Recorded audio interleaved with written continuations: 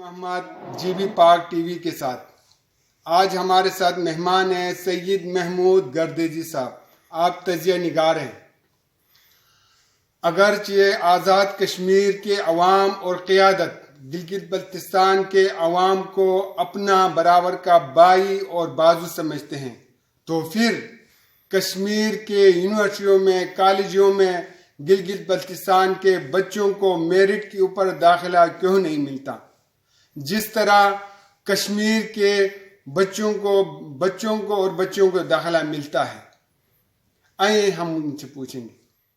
مہربانی. آپ کا یہ جو سوال ہے بڑا اہم سوال ہے، اور گلگت بلتستان کے حوالے سے، اس کے مستقبل کے حوالے سے اور مستقبل نسلوں کے حوالے سے آپ کا سوال جو ہے وہ بڑا اہم ہے، معتبر ہے. اور میں یہ سمجھتا ہوں کہ تمام سیاسی قائدین کو اس پر غور کرنا چاہیے کہ آزاد کشمیر کی جتنی یونیورسٹیز ہیں، کالجز ہیں، وہ اتنی ہی ان میں جو گنجائش ہے وہ گلگت بلتستان کے بچوں کے لیے بھی اسی طرح ہونی چاہیے جس طرح آزاد کشمیر کے بچوں کے لیے یا آزاد کشمیر میں جو ڈسٹرکٹ ہیں ان کے لیے رکھی گئی ہے. تو اگر واقعی بات ہے، اس کو میں تسلیم کرتا ہوں. آپ کے ساتھ یعنی اپنی گورنمنٹ کو اور اپنے لیڈرشپ کو یہ کہوں گا، تجویز دوں گا کہ آزاد کشمیر کی تمام یونیورسٹیز اور تمام کالجز میں گلگت بلتستان کے بچوں کے لیے میرٹ کے حوالے سے زیادہ سیٹیں رکھی جائیں، اور اسی طرح سے ان کو حق دیا جائے جس طرح آزاد کشمیر کے مقامی بچوں کو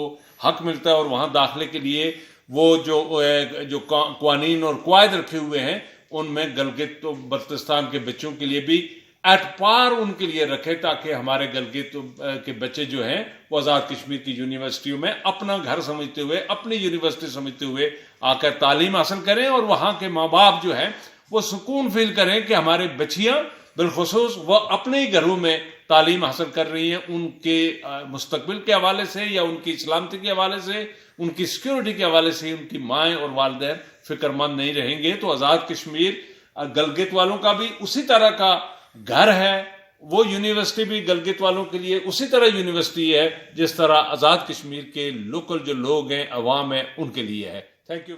بہت بہت شکریہ سر، آپ نے اپنی قیمتی وقت سے ٹائم نکالا.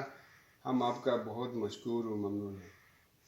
جی ناظرین، یہ تھا سید محمود گردیزی صاحب. آپ نے ان کا زیرین خیالات سنا.